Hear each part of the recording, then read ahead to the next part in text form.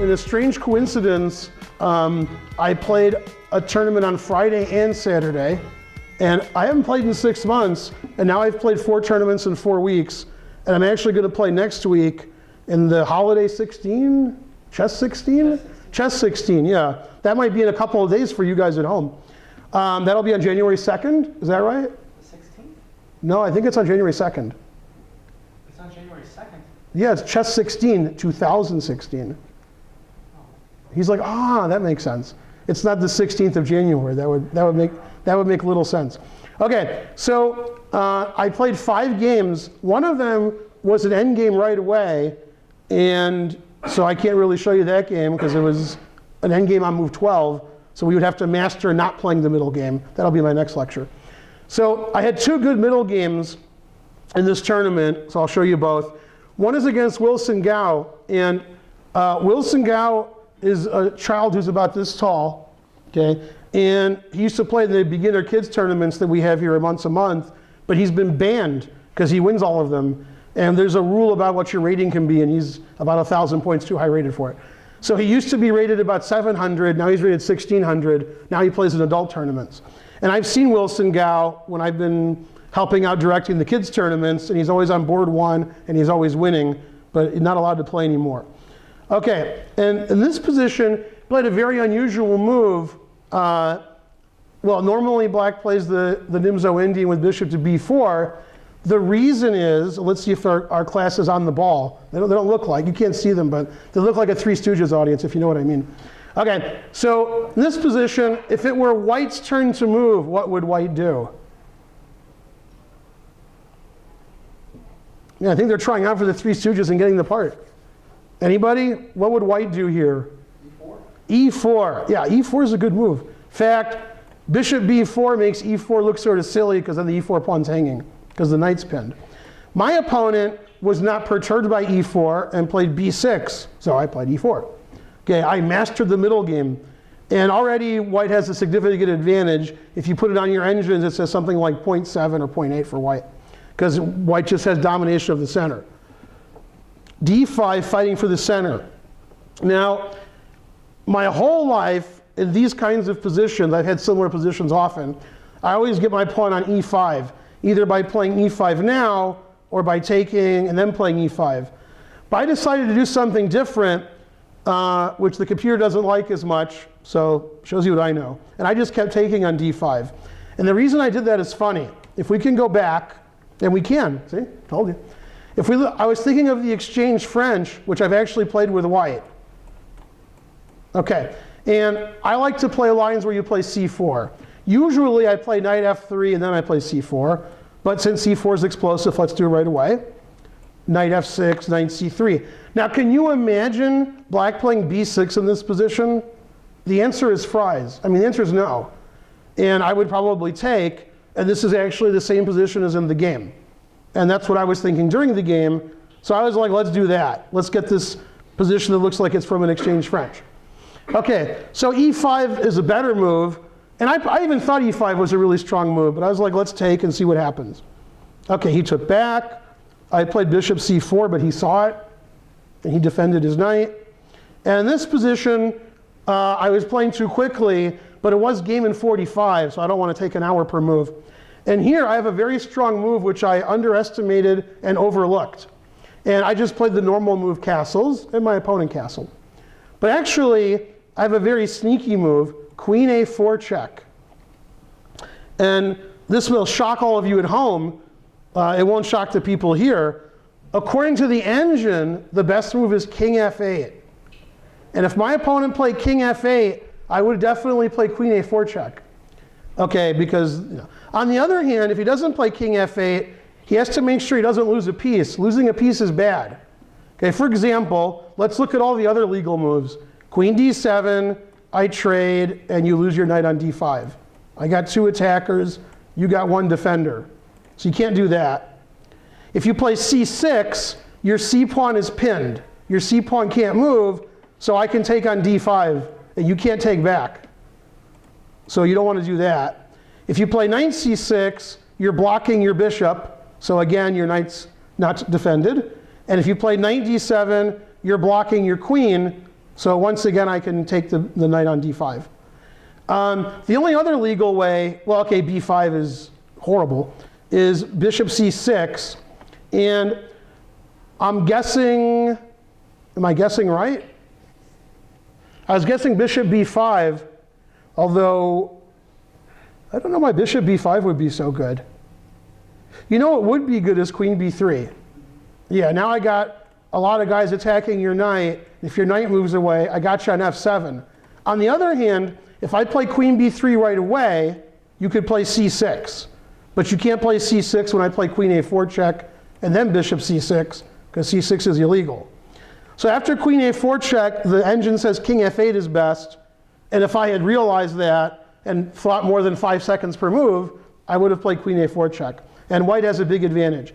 Instead, I castled, and this is sort of the start of the middle game. I think queen a4 check is still the opening, and since this is mastering the middle game, I've done nothing wrong. In fact, I've never done anything wrong. I can get a lot of ex-wives to tell you that. I've never done anything wrong.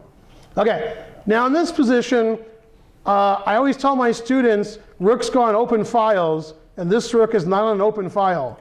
So I played rook to e1. Okay, that's rook's great on e1. And he played knight takes knight, I took back, and he played knight d7. And now, this is actually quite funny. I didn't realize at the time, but again, I have sort of a tricky move that I didn't really fully look at. I can play the very simple queen e2. And if I was an engine, I would have played queen e2. And the idea is, I'm threatening the bishop, and the most natural moves put black in some issues. Computer says bishop d6 is best, but after bishop g5, obviously white's better here. I'm not even sure what black should do.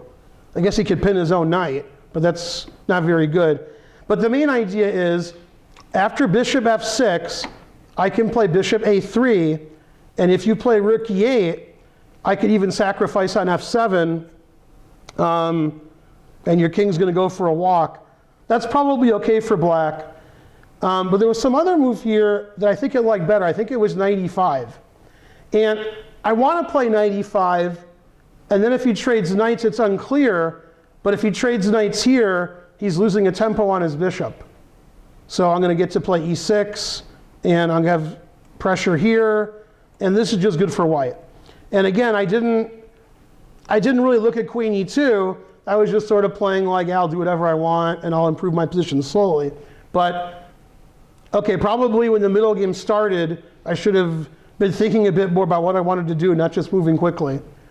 Okay, but I played a4 because I have an isolated a pawn, and I want to trade it. So I don't have an isolated a pawn, because that's what I do. And I thought my opponent wanted to play c5 attacking my center, but I don't think he wants to play a5 and c5, because then b6 is weak. And if I play a5, then I sort of did what I wanted to do, either a6 or take. He played c5 as expected, and I played bishop a3, hoping for this trade, which is very favorable to white. Very favorable. Okay, so obviously he didn't do that. He played bishop f6. I played a5 as I wanted to do, and he played rook e8. Now, when your opponent has a bishop on the diagonal with your king, moving your rook away from your f-pawn is not usually the best decision. And so the first thing I thought of when my opponent played rook e8 is, how can I attack f7? So I attacked f7. Okay, and I played queen b3. And I'm threatening bishop takes f7 check. I was very happy because my opponent was, I don't know, he's 9 years old maybe. Maybe he's 9. And he was playing faster than me. And when I played queen b3, then he wasn't playing faster than me anymore. Because I was thinking the best move is rook f8, but what young kid is going to play rook e8 then rook f8 and admit their mistake? Because you want to defend your f-pawn. And after rook f8, white's better because the c-pawn's pinned again, and I just gained 2 tempi. I'll put my rook on d1, and all my pieces are great. My opponent thought forever and played king h8. And if you've watched my lectures before, you know if it's free, it's for me. So I took. And he played rook e7, which I didn't see, but the computer likes. So I'm a pawn up, but my opponent might play bishop takes f3 and ruin my pawn structure. And my bishop is sort of sitting in his territory where he can keep attacking it. So I thought I would stop my bishop from being attacked and stop bishop f3. So I played bishop d5, not the computer recommended move. And now he surprised me by trading everything and basically getting his pawn back, although still with the worst position.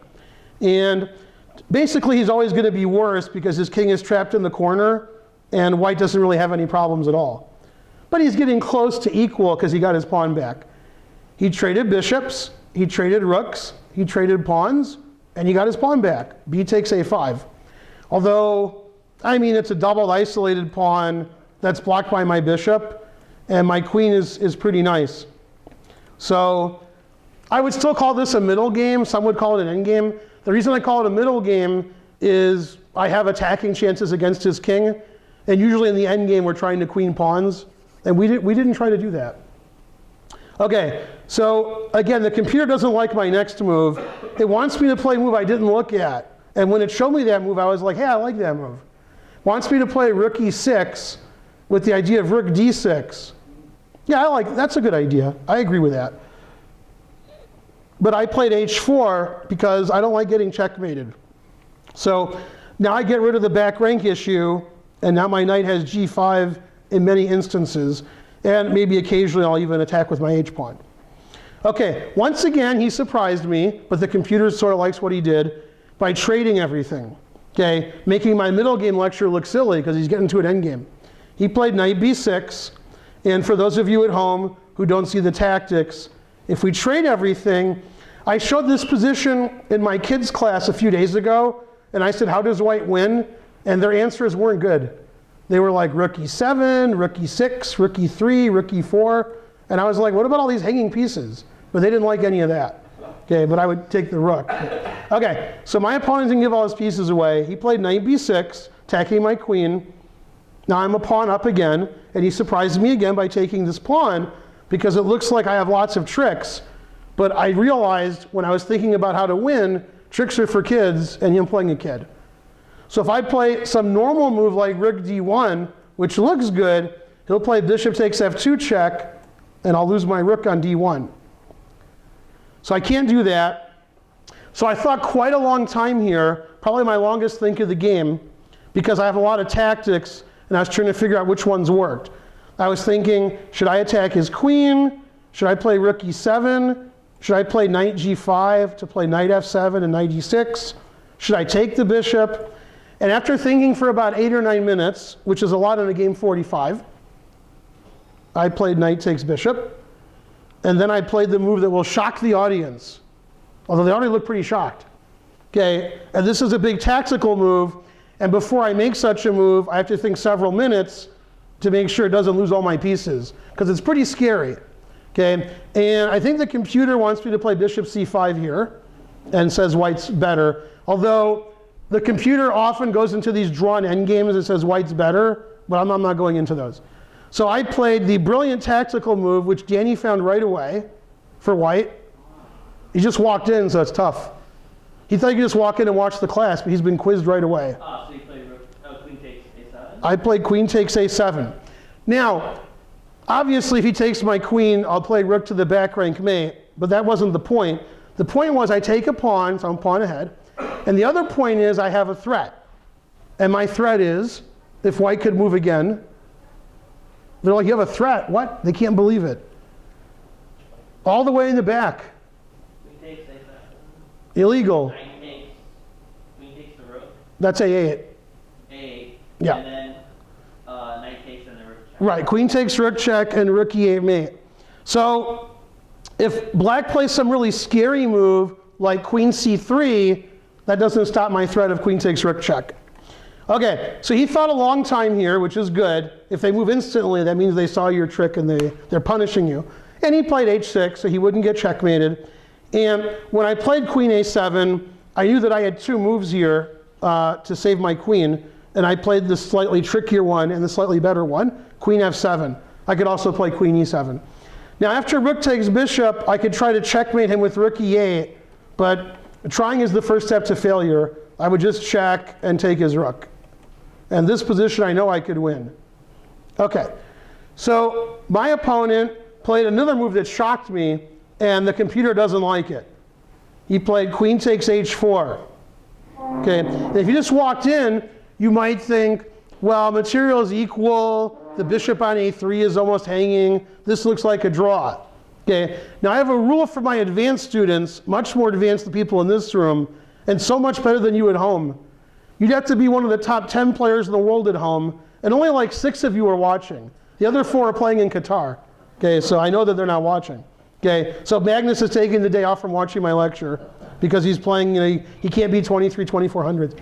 All right, and one of my rules for all of my students, again, you have to be top 10 in the world, queen and bishop are better than queen and knight. And a lot of people will tell you the opposite. Okay, that's why I like to play them. Okay, and here we really see the advantage of the queen and bishop. Obviously, it depends on the position, but here the bishop really crushes the knight. And queen takes h4 was a mistake. My opponent had a queen on perfect position, and instead he got greedy and let my bishop come to its fruition. So queen h4 losing, and now I play bishop to b2. Threatening checkmate with advantage. Okay, and it's hard to stop the checkmate, especially with this silly knight. That knight's not stopping checkmate. And now, once again, my opponent thought for a long time, and I thought he would play queen g5 or queen g4. I was correct for once. And now I play rook e6, which I should have played a few moves earlier as discussed, but now when I play it, it's even better. Okay, and my opponent has one good move here where white's only +4.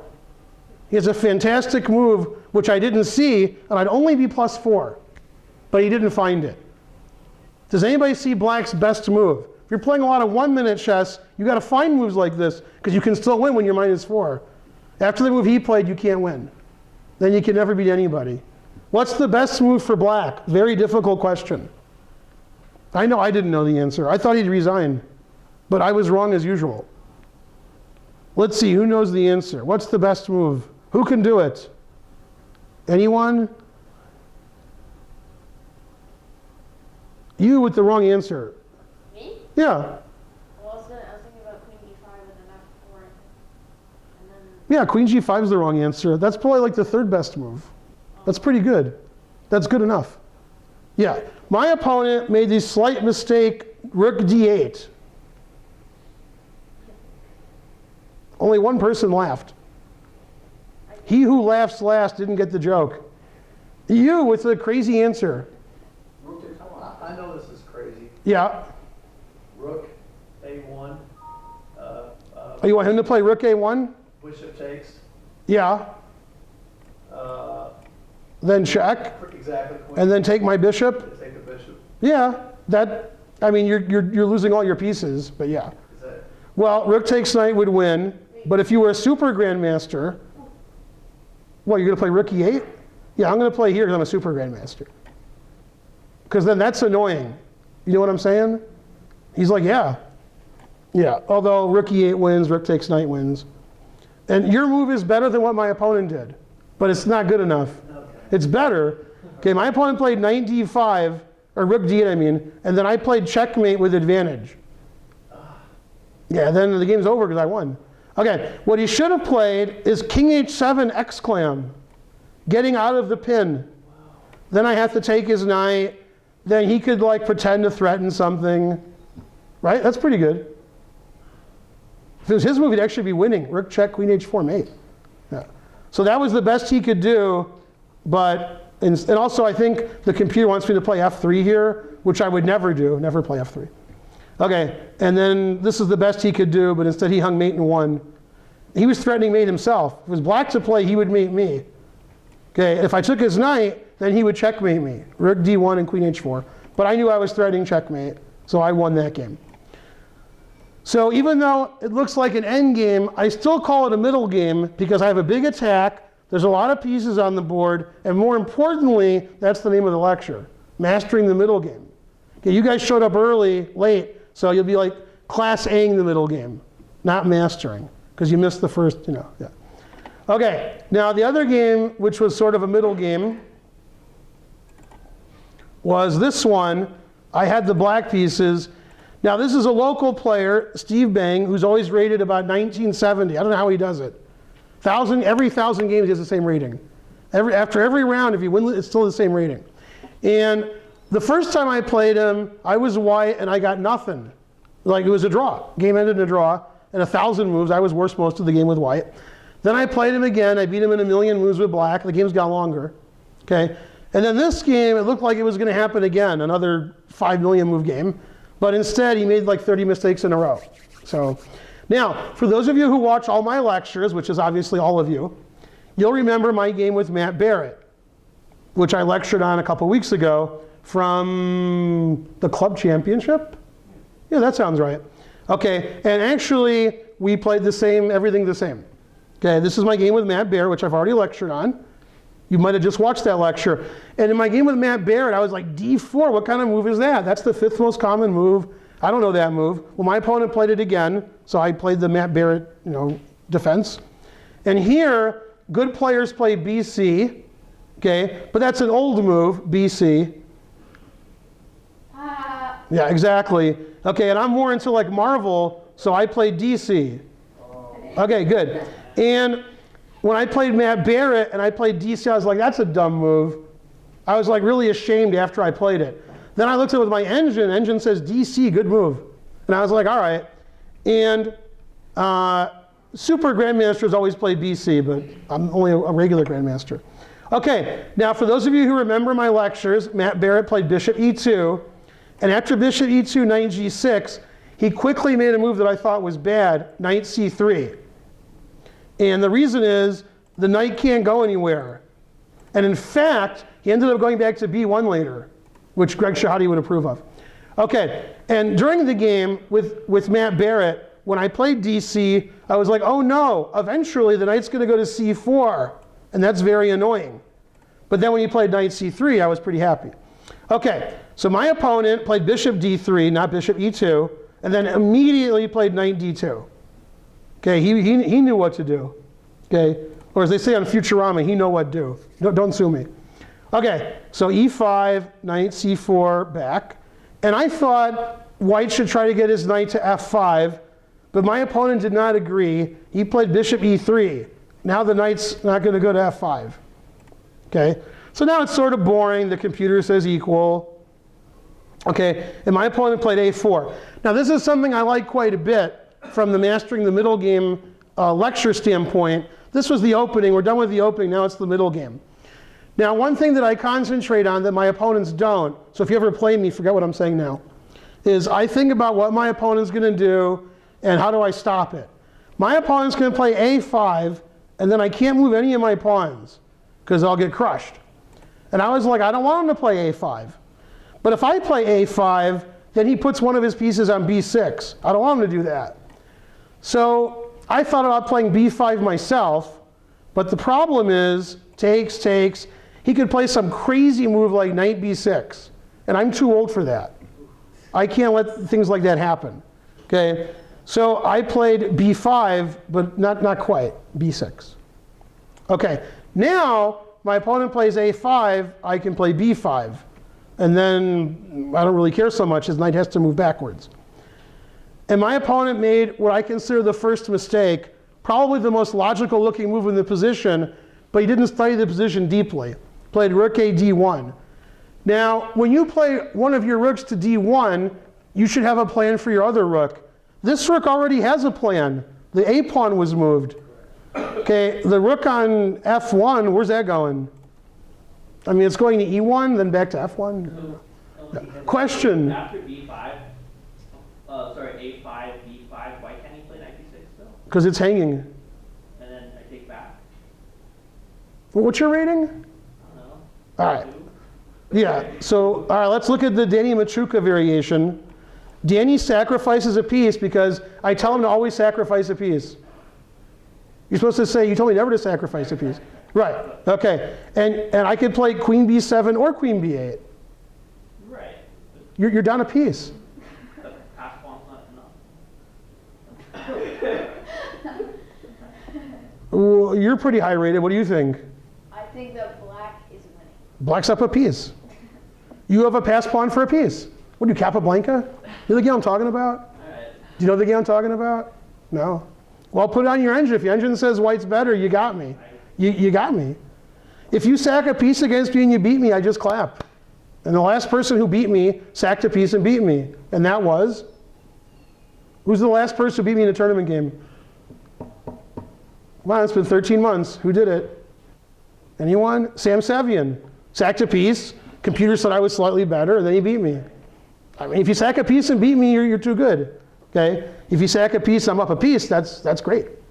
Okay, by the way, Matt Barrett should have sacked a piece against me, but he would have gotten 3 or 4 pawns. Okay.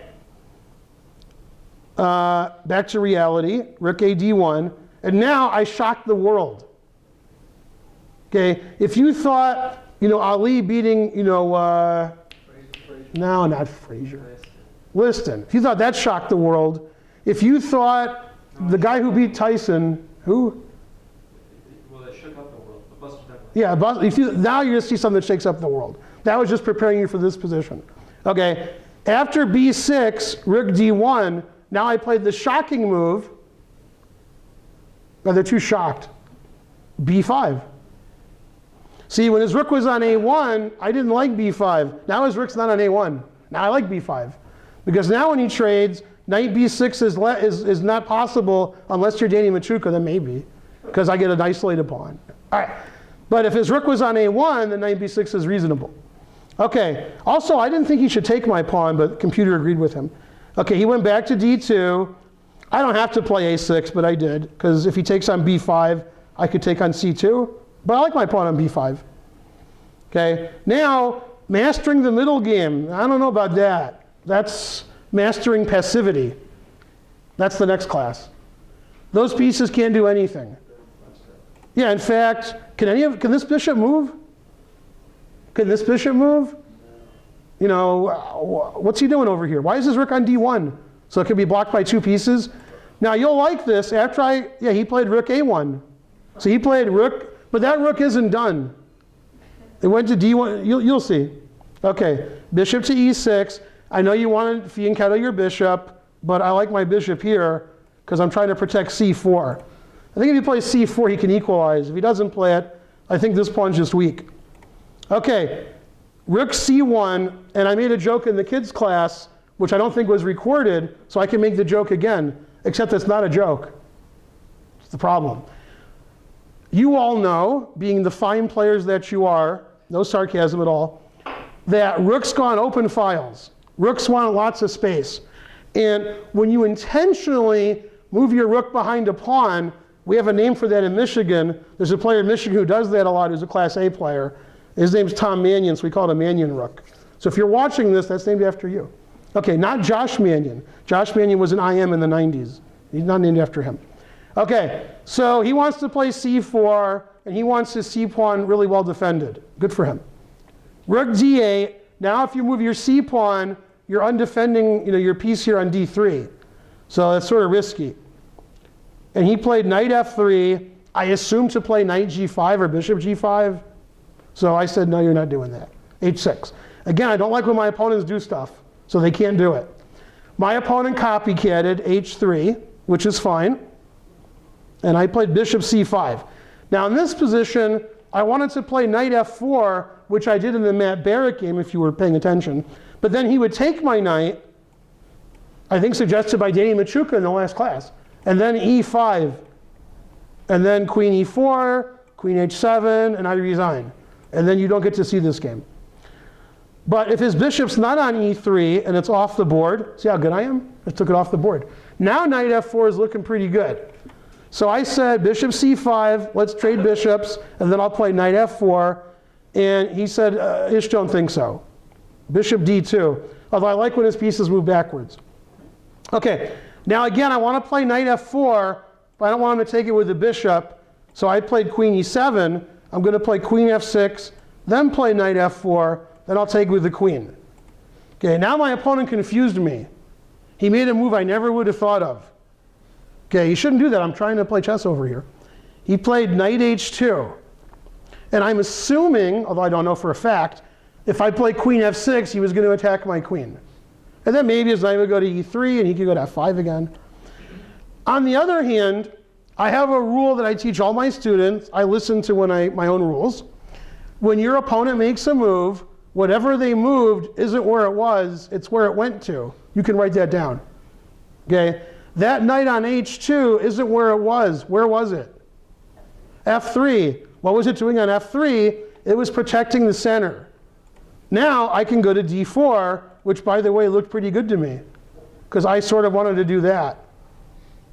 Okay? And if you play c3, that's very dangerous, because all your pieces are hanging.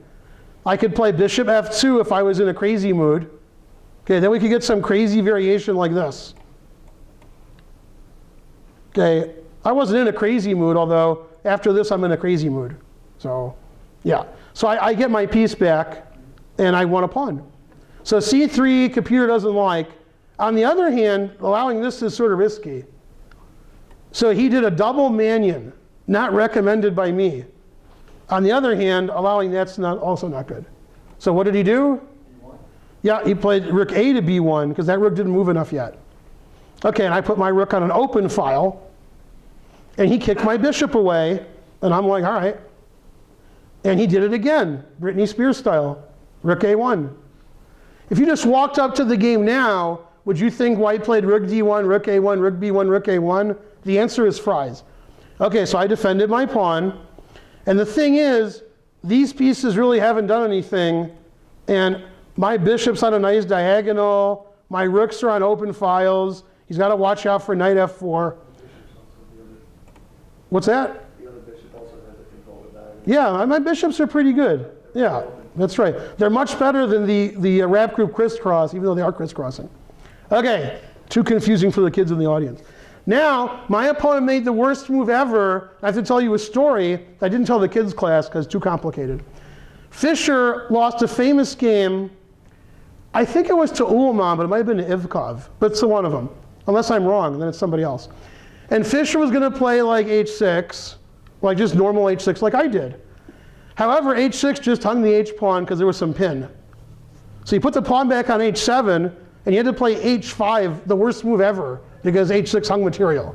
And then he lost the game because h5 made no sense. Okay, my opponent intentionally did that, so worse than Fischer. So if you're taking notes at home, this 1900 player is worse than Fischer.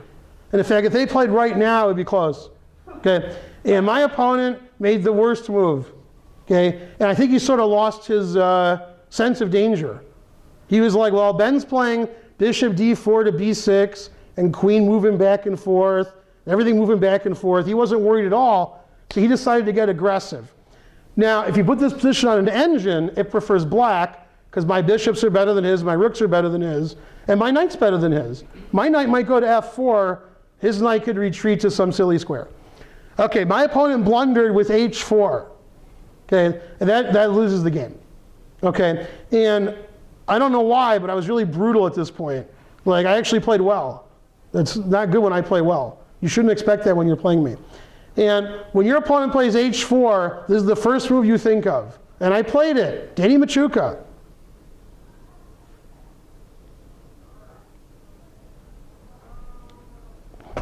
All right, just tell him the answer. Well, since you called him, is it knight takes h4?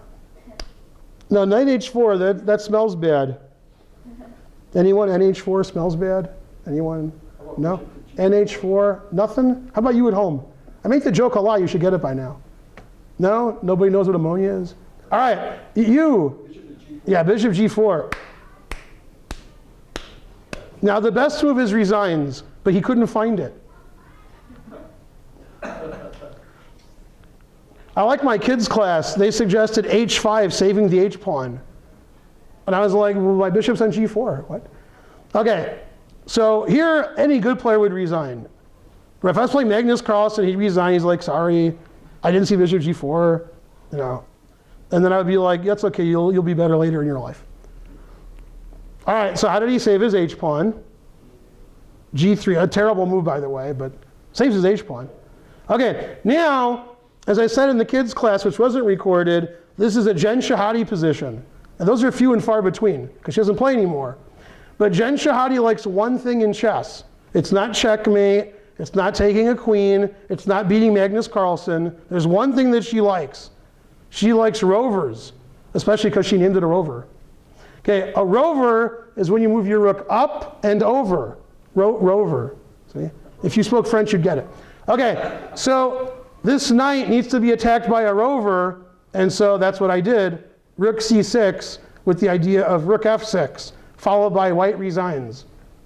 Does it make much difference which rook you move up? The kids class asked that. The answer is yes. It makes a very slight difference. This is a little bit better. You'll see why in about 2 moves. Now, if you were white here, what would you do about this impending rook f6? How do you save your knight? The kids class just played king g2 and gave their queen away and said, so what? You with the right answer. Queen d1 and bishop d2. That's what happened. Now, you, sir, would you like your rook on c8 or d8 here? That's what I thought. Now you see why rook c6 was better. Yeah. Now, the old me, which coincidentally was the young me, would just take everything and I have 2 pieces for a rook, right? But the old me, which is me, because I'm old, is I want to maintain the pressure. I don't want to do nothing. So obviously, I could just take, and I have pieces and you don't. Takes. What do you mean? What are you beeping at me for? Okay, and I have a bishop and a knight for a rook, and then Magnus Carlsen would resign every move. He'd just be like, I resign, you have 2 pieces for a rook. Also, man, look at this. Whew. I wouldn't let him resign because look at this. This is great. Okay, so I didn't want to do that because that makes too much sense. I want to get more pressure, so I played queen takes e4. I got a lot of guys on your knight, and I still got this pin. And I got this just in case. Okay, so you got to save your knight, or try to anyway. Rook a3, defending his knight. I actually didn't see that move. I was shocked. That rook moved again. Okay, now, in the middle game, you want to have an idea. I've done most of my ideas. And now I have an extra pawn. When you have an extra pawn, you'd like to use it. So I want to play e4, okay, which is somewhat illegal. But if I could play e4, that would be a good move. So I play queen b7, threatening e4. Good luck stopping it. Okay, I showed this position. Come on, think of his name. It makes the joke good. Edit all this out. Who's the guy in those stupid Taken movies? Yeah, Liam Neeson. I asked Liam Neeson, like, what do you think of Blythe's position? And he said, good luck. That was the other guy who said it, but you get the joke. Anyway, Aviv, if you're watching, that was for you. All right, so e4, and it's all over. Any good player would resign, but instead he gave all his pieces away, which was fun for me. So he played c4, which is explosive, very good. And I played e4, and now he played a move I would never think of in my life. I know the move, and I still can't think of it. If you guessed every legal move, you wouldn't get it. Now, I had a game with Mario a few weeks ago. I sat Yasser down, and I said, if you look at every legal move, you won't find what Mario did. And he guessed a few moves and gave up, and I showed him. And he was like, wow, I wouldn't have guessed that. I said, I don't know if that's legal. I can't even believe it. Okay, and this is the same. This move, I can't guess this move. Of course, I was expecting resigns every move, because I'm taking everything. If the knight moves away, f2 is hanging. Although, I'm not sure where your knight's moving. Anyway, he played queen c2. Okay, so I took a knight, and he played bishop d3. Now we're a piece up, and my favorite piece is this one, because that one's going to do something mean. But he's going to play c5. So I played bishop to d4, and now my piece is there. And he played c5 anyway. Okay, now I played for tricks, because my opponent was older than me, so I'm the kid now. Okay, and if you saw my game with Doug Eckert from years ago, you'll remember I played queen takes g3 check, and he resigned in a very similar position. So I played queen c7, threatening queen g3 check. Now we'll see who raises their hand. How do you prevent queen g3 check? Yeah, nobody's hand goes up because they don't want to answer. King h2, then obviously bishop f2 is annoying. Right. Well, he's down a piece and he's getting mated. And this is actually very funny. If you have some time at home, There was a game played, I'm going to say 3 years ago. I'm within a year. The game Anand Shirov, and it was at Cambridge Springs, so easy to find on your database, or if you go to like chessgames.com. And in that game, Anand was attacking his opponent. I think Anand sacrificed a piece. And all of Shirov's pieces were on the other side of the board, so that attack worked. Shirov's king ran around, he resigned. Okay, and this is very similar, except I'm up a piece. My opponent's pieces are all on the queen's side, and his king is over here by himself. And all of my pieces are attacking his king, except one. I'll rectify that in a second. Give me a second. So he played king f1. Okay, now most of you here would play bishop h3 check.